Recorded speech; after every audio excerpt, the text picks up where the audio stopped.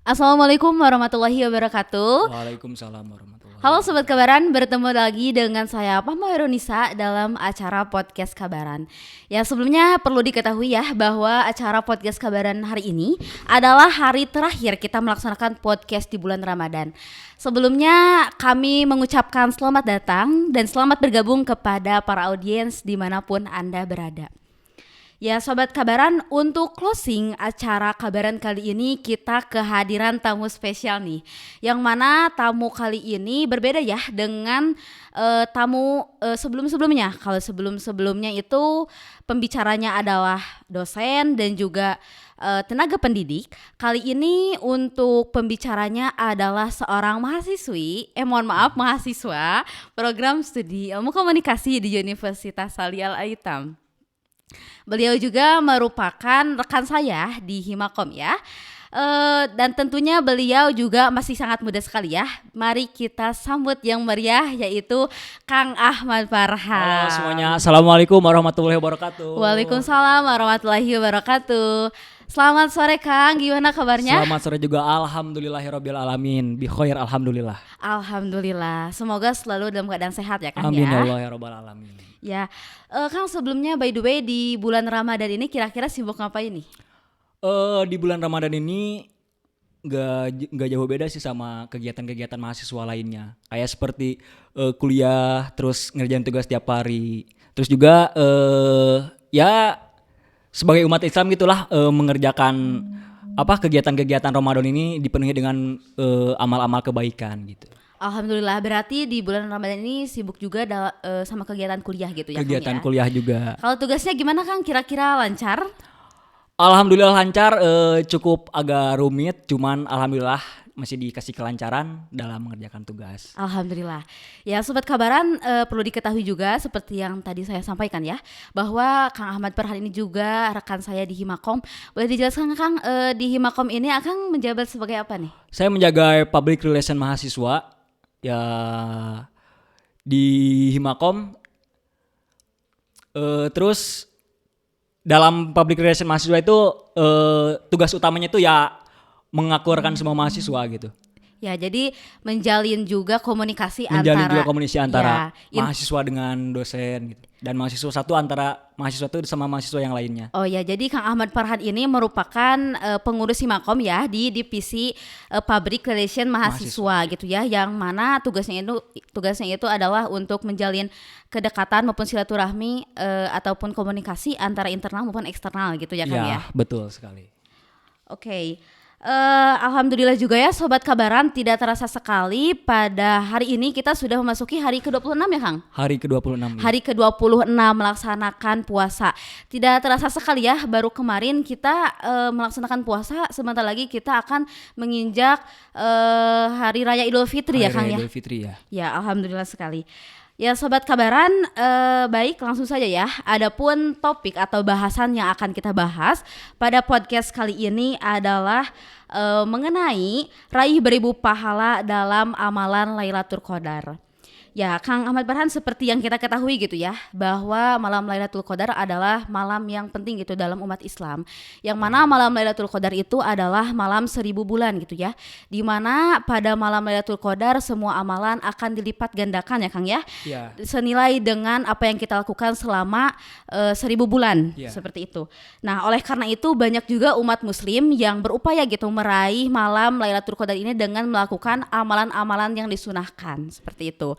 Baik, yang pertama Kang boleh dijelaskan terlebih dahulu sebetulnya apa sih malam Lailatul Qadar itu dan mengapa malam ini sangat penting dalam agama Islam? Oke, baik. Bismillahirrahmanirrahim.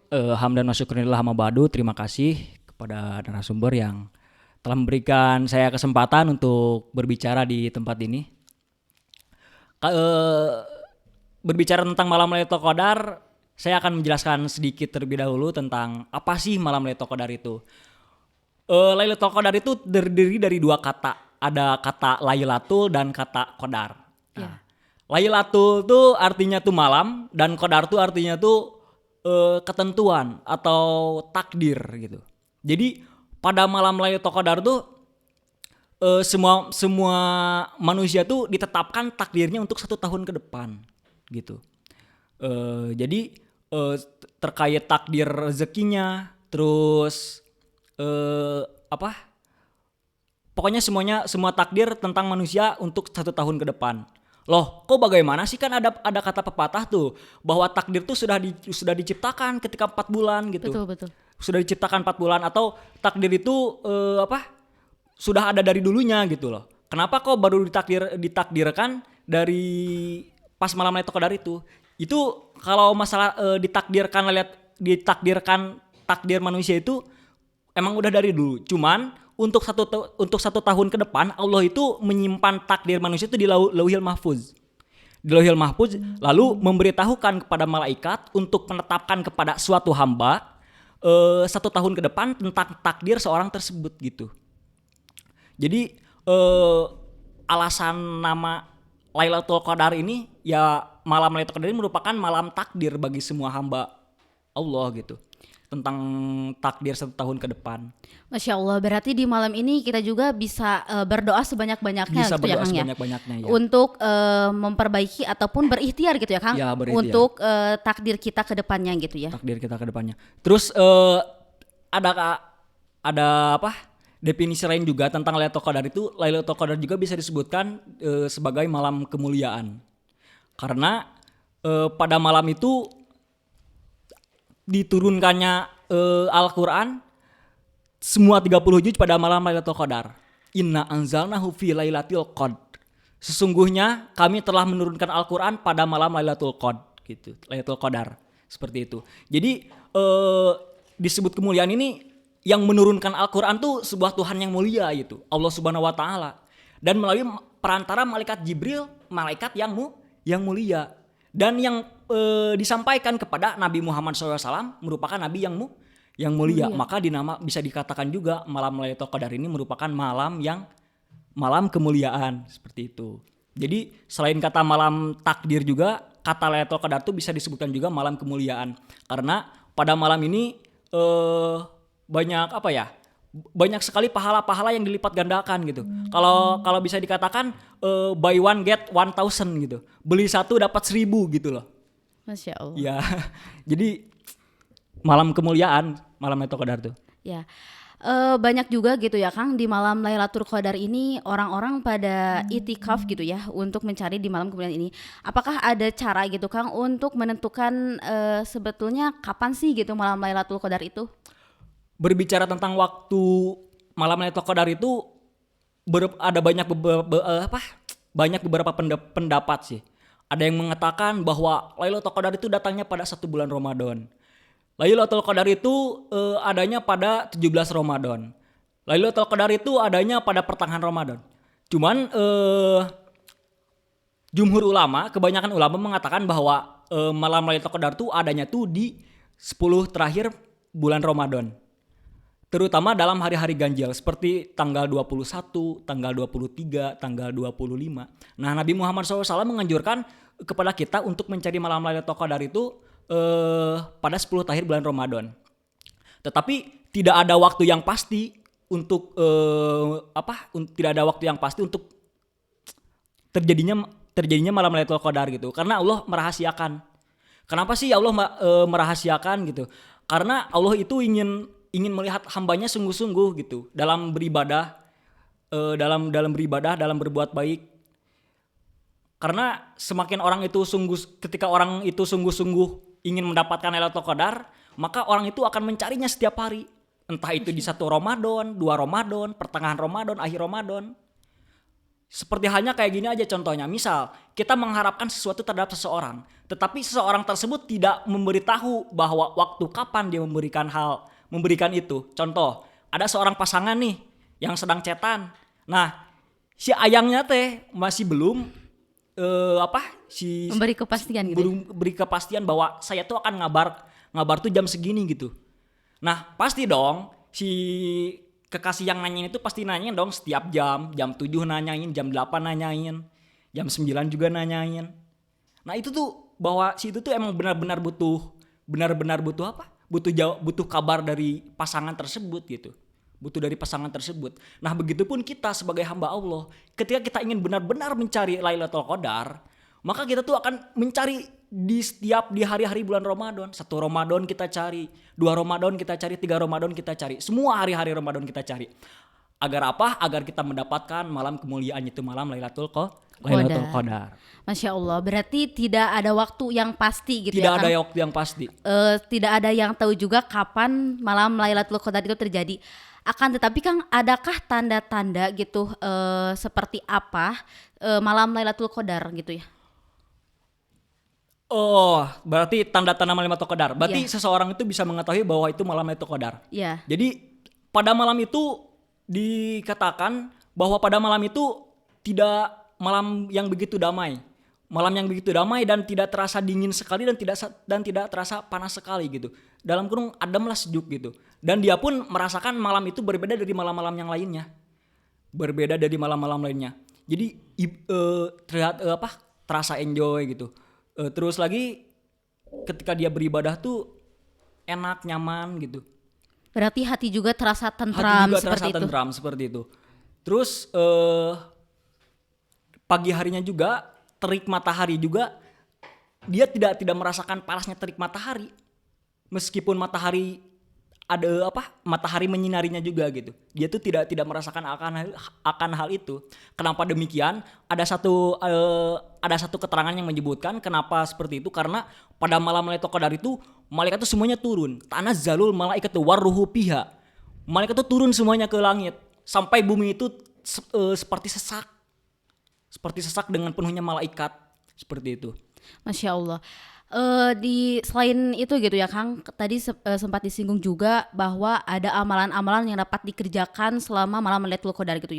Bisa dijelaskan amalan-amalan apa saja kira-kira yang bisa kita lakukan di malam Lailatul Qadar?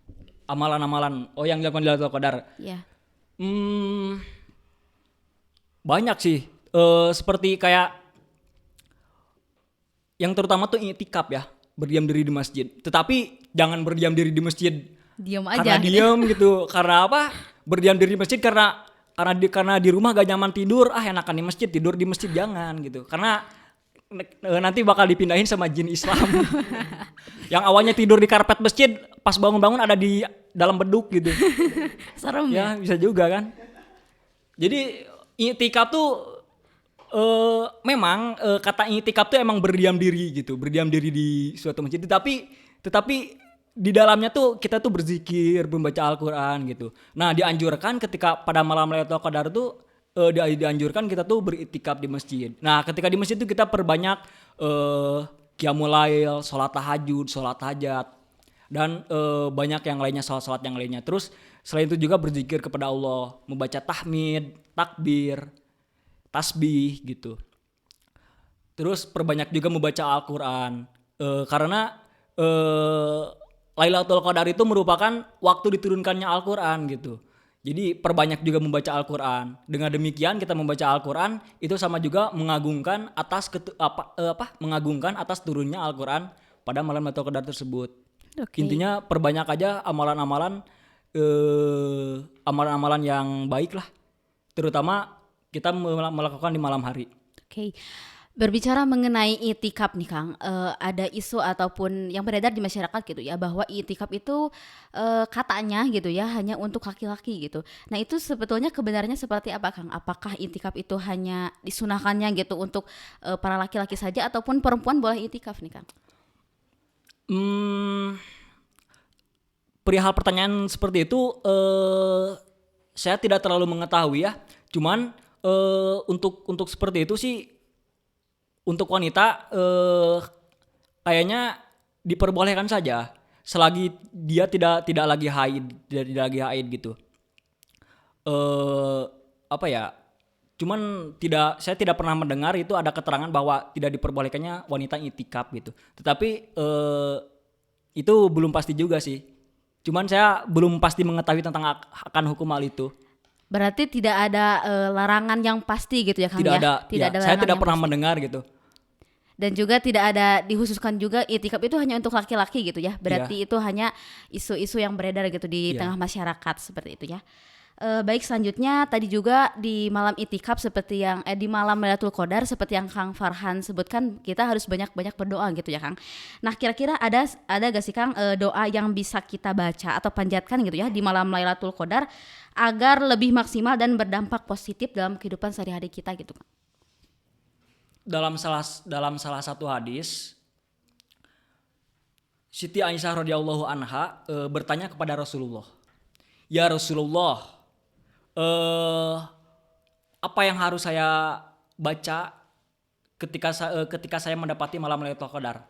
Rasulullah menjawab seperti ini, "Kamu harus berdoa seperti Allahumma inna afuwun tuhibbu afwa fa'fu anni." Allahumma ya Allah, tuhibbu afuwun, mencintai pengampunan, tuhibbu afun, mencintai pengampunan, fa'fu, maka maafkanlah anni, saya, seperti itu. Jadi ketika kita pada malam Lailatul Qadar, perbanyaklah berdoa Allahumma inna afun tuhibbu afwa fa'fu anni, seperti itu. Jadi itu ya Sobat Kabaran, bisa disimak ya, untuk doanya juga Ya. cukup singkat. Cukup singkat dan masih banyak lagi sih doa-doa yang bisa dipanjatkan ketika malam Lailatul Qadar, seperti doa selamat gitu. Allahumma doa selamat, lupa lagi saya. Allahumma inna nas'aluka salamatan fid din wa afiatan fil jasad wa ziratan fil ilmi wa ziratan fil ilmi wa barakatan fil rizqi wa tobatan qabla maut rahmatan indal maut wa maghfiratan ba'da maut. Allahumma hawin alaina fi syakratil maut wa najatan minan nar wal afwa inna sabarubana zikulubana ba'da idha hablaitan wa hablana min ladzunka rahmatan innaka antal wahhab. Dan kita juga harus berdoa tentang pengampunan kepada Allah. Allah astagfirullahalazim allazi astagfirullahalazim. Saya lupa lagi. Ya jadi intinya itu ya, salah satu doa gitu ya Kang. Ya, Karena ya. doa yang bisa kita panjatkan di malam Lailatul Qadar itu banyak gitu ya Kang. Banyak ya? sekali, banyak sekali. Dan seperti yang tadi dibacakan itu juga adalah doa-doa yang umum gitu, yang Doa-doa bisa yang kita umum. dengar gitu ya, Ya. di hari-hari seperti biasanya, seperti itu. Jadi oleh karena itu Sobat Kabaran, di malam Lailatul Qadar ini mumpung kita masih belum menginjak hari raya Idul Fitri ya gitu Kang. Ya. Perbanyak berdoa, perbanyak amalan-amalan, perbanyak ibadah di malam Lailatul Qadar ini gitu ya Kang ya. Ya. Baik, yang selanjutnya gitu Kang. Adakah amalan-amalan yang dilarang atau perbuatan yang dilarang selama malam Lailatul Qadar, ada gak sih Kang? Kalau amalan-amalan sih tidak ada ya, karena secara umum itu tidak ada amal-amal yang tidak diperbolehkan. Cuman kan amal-amal itu kan artinya itu perlakuan ya. Ya. Berarti yang tidak diperbolehkan tuh ya jelas perbuatan-perbuatan maksiat yang tidak diperbolehkan. Cuman kalau amalan-amalan seperti amalan baik yang tidak boleh dilakukan pada malam Lailatul Qadar itu tidak ada ketentuan. Misal nih gak boleh doa seperti ini kita malam Lailatul Qadar, tidak ada. Cuman yang tidak diperbolehkan pada malam Lailatul Qadar tuh melakukan perbuatan-perbuatan maksiat gitu, atau mengganggu orang lain yang ketika beribadah pada malam hari gitu. Jadinya jangan berbuat perlakuan-perlakuan yang mana perlakuan tersebut mengganggu orang lain gitu. Ya berarti untuk amal ibadah sendiri mah sangat dianjurkan untuk dilakukan gitu ya Kang. Nah kalaupun untuk misal perbuatan yang tidak boleh dilakukan seperti kita membuat kericuhan ataupun kegaduhan gitu selama malam Lailatul Qadar, karena seperti yang kita ketahui gitu di malam Lailatul Qadar ini biasanya pada gadang-gadang gitu ya, nggak tidur gitu. Banyak. Nah pernah kemarin ada yang nanya kepada saya, teman-teman saya sendiri ya, bisa nggak sih katanya kita mencari Lailatul Qadar itu dengan main Mobile Legend. Astagfirullah. Sambil mabar gitu ya. Iya. Kok apa ya? Kok ada gitu orang pemahaman seperti itu gitu. Bisa-bisanya dia nanya cari Lailatul Qadar dengan main Mobile Legend gitu. Jadi sangat tidak dianjurkan Sangat ya tidak Kang. dianjurkan. Ya kalau ya kan namanya juga kan malam kemuliaan ya, kita harus berbuat amal-amal yang bersifat mulia gitu. Ke malam Lailatul Qadar tuh. Ya, jadi Sobat Kabaran jangan sampai gitu ya yang gadang untuk mencari malam Lailatul Qadar malah mabar ML Malah gitu mabar ya. Mobile Legend. Aduh. Itu kan bukan tidak memperbolehkan main Mobile Legend ya. Cuman dalam Mobile Legends tuh kan seperti biasanya kan yang saya lihat itu kebanyakan yang toksik gitu ya. Oh iya. Dalam Mobile Legends tuh yang mana toksik itu tidak diperbolehkan dong. Tidak. Tidak diperbolehkan. Oke, Sobat Kabaran, kita lanjut ke sesi diskusi ya, sesi pertanyaan. Untuk audiens yang hendak bertanya, boleh ya ajukan pertanyaannya, bisa diajukan di kolom komentar. Baik, ditunggu ya Sobat Kabaran untuk pertanyaannya. Oke Kang, kita tunggu beberapa saat ya Oh, iya, untuk boleh, audiens boleh, mengajukan boleh. pertanyaan. Oke Kang, untuk pertanyaan yang pertama nih dari akunnya Caica nih. Katanya apa sih Kang cenah hikmah malam Lailatul Qadar? Hikmah malam Lailatul Qadar. Hikmah malam Lailatul Qadar itu yang paling utama sih memperbanyak pahala ya. Karena kan dijelaskan juga bahwa beribadah ketika malam Lailatul Qadar itu lebih baik dari 1000 bulan gitu. Terus kenapa sih kenapa sih malam Lailatul Qadar ini hanya diperuntukkan untuk umat Nabi Muhammad SAW? Karena umur umat Nabi Muhammad itu cukup pendek gitu. Jadi tidak bisa menyaingi amal-amalan yang telah dilakukan umat-umat terdahulu. Seperti Masya itu. Allah. Jadi khusus gitu Lailatul Qadar ini hanya untuk umat Nabi Muhammad SAW. Jadi ya misal nih kita membacakan Al-Quran yang mana ketika kita membaca Al-Quran itu Abu Hurairah pun meriwayatkan bahwa ketika kita membaca Al-Quran satu huruf pun itu akan dicatat dengan satu kebaikan dan satu kebaikan itu akan dilipat gandakan menjadi 10 gitu pada malam Lailatul Qadar ya. Jadi hikmah dari Lailatul Qadar itu banyak pahala dan terus meningkatkan kualitas iman kita dan ibadah kita dalam malam Lailatul Qadar ini. Dan bisa juga hikmah dari malam Lailatul Qadar ini ketika kita apabila membaca Al-Quran bisa menjadikan Al-Quran itu sebagai pedoman gitu. Apabila kita membacanya dengan rasa tadabbur. Masya Allah, berarti seperti yang Kang Farhan tadi sampaikan gitu ya, hikmahnya itu kita dapat mendapatkan pahala secara berlipat ganda. Gak kebayang ya Kang, kita misalkan membaca Al-Quran, satu kali baca kita tadi dikali lipatkan 10 kebaikan. Iya. Gak kebayang kita itu membaca Al-Quran dikalikan lagi gitu ya Kang, dengan 1000 bulan gitu Dengan ya. 1000 bulan ya. Oke, Sobat Kabaran, kita lanjut kepada pertanyaan yang kedua ya. Ini ada dari akun Dani Bahtiar. Katanya tips istiqomah di malam Lailatul Qadar. Tip istiqomah dari malam Lailatul Qadar. Iya. Tentunya sih kita tuh jangan berputus asa ya. Jangan berputus asa karena misal nih kita tuh mencari pada malam 21, 22, 23 belum mendapatkannya juga. Nah, kita tuh jangan berputus asa karena Allah tuh hambanya tuh ingin melihat kesungguhannya terlebih dahulu gitu. Karena kan ada pepatah juga kan manjada wajada kan, siapa yang bersungguh-sungguh maka ia akan mendapatkannya gitu kan. Betul. Yang jadi jangan berputus asa karena yakin Allah akan mendengar doa-doa kita dan Allah akan melihat amal-amalan yang telah diperbuat pada malam Lailatul Qadar gitu. Oke, jadi intinya itu kembali kepada diri kita lagi kita gitu ya sendiri, Kang. Kita yakinkan diri kita bahwa malam Lailatul Qadar itu ada dan Allah menunggu dan menyukai kita gitu ya saat kita meminta dan juga mencari malam Lailatul Qadar seperti itu ya. Baik, kita berlanjut pada pertanyaan yang selanjutnya. Silakan untuk para audiens yang hendak bertanya, silakan tulis di kolom komentar ya. Baik, yang selanjutnya ada pertanyaan dari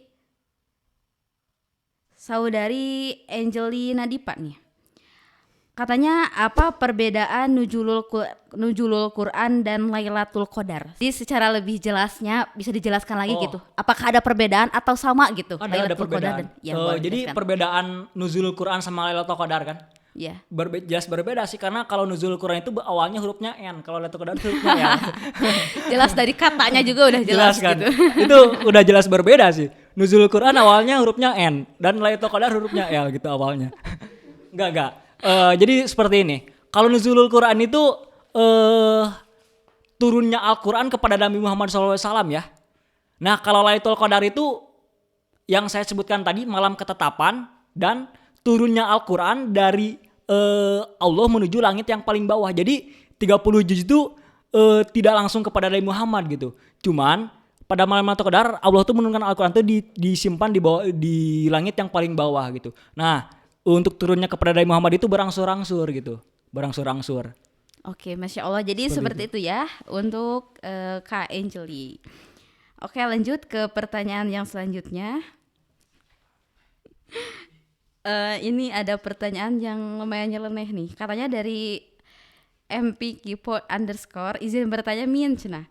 Apa hukumnya ketika siang bulan Ramadan nelan gayung? Oh, menelan gayung. Oke, baik, saya jawab. Enggak apa-apa. Ini saya jawab. Apa hukumnya di siang hari pada bulan Ramadan menelan gayung? Yang saya ketahui sih dalam kitab-kitab kuning yang telah saya pelajari sih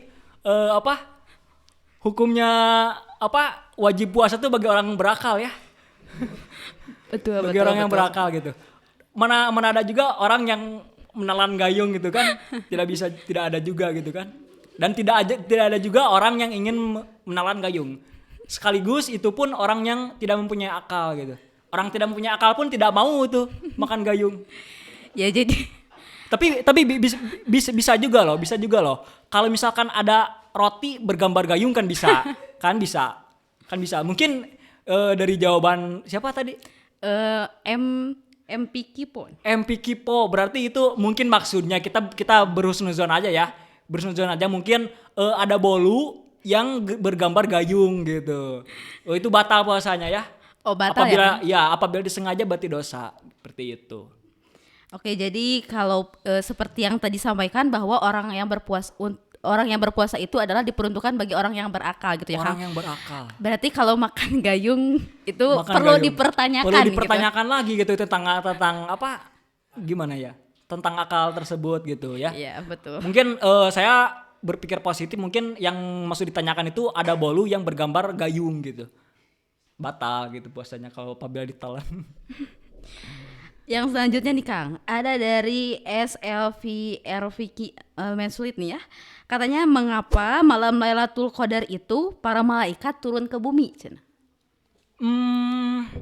Dikatakan di dalam surat Al-Qadar, tanazzalul malaikatu waruhu fiha biizni rabbihim min kulli am salamun hatta matla'il fajr. Jadi malaikat turun ke bumi itu turunnya itu atas izin Allah gitu, untuk mengaminkan semua doa-doa hamba yang berdoa pada malam itu.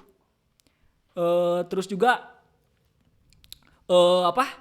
malaikat turun ke bumi itu atas izin Allah dikarenakan mencatat semua amal-amal manusia yang beribadah pada malam tersebut gitu. Nah, itu tuh alasan mengapa malaikat turun ke bumi itu ya, tugas utamanya itu untuk berdoa kepada orang-orang yang beribadah pada malam tersebut. Dan itu pun turunnya itu atas izin Allah. Tanazzalul malaikatu waruhu fiha biizni rabbihim min kulli am. Tanazzalul malaikatu, dan turunlah semua malaikat, waruhu. Nah, di dalam kitab tafsir Jalalain ini ruhu itu merupakan malaikat Jibril. Jadi malaikat turun beserta malaikat Jibril, karena kan king of the kingnya malaikat itu malaikat Jibril. King of the kingnya tuh. Jadi malaikat turun ke bumi itu untuk berdoa kepada hamba-hamba, kepada manusia-manusia yang berdoa dan yang menjalankan ibadah pada malam Lailatul Qadar. Oke, Masya Allah ya. Ketika kita diaminkan gitu ya Kang, doa kita sama sesama manusia juga kita udah merasa senang ya Kang ya. Udah senang, dan jaminan doa diijabahnya itu ketika ada yang mengaminkan 40 orang dulu dalam satu keterangan. Bayangkan saja di malam Lailatul Qadar ini yang diaminkan dan kita didoakan langsung oleh para malaikat ya Kang ya. Dan semua malaikat yang ada di langit pun turun ke bumi. Masya Allah. Turun ke bumi mengaminkan doa-doa yang dipanjatkan oleh manusia gitu.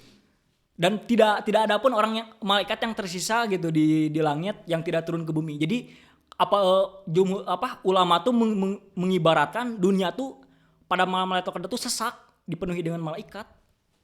Masya Allah ya.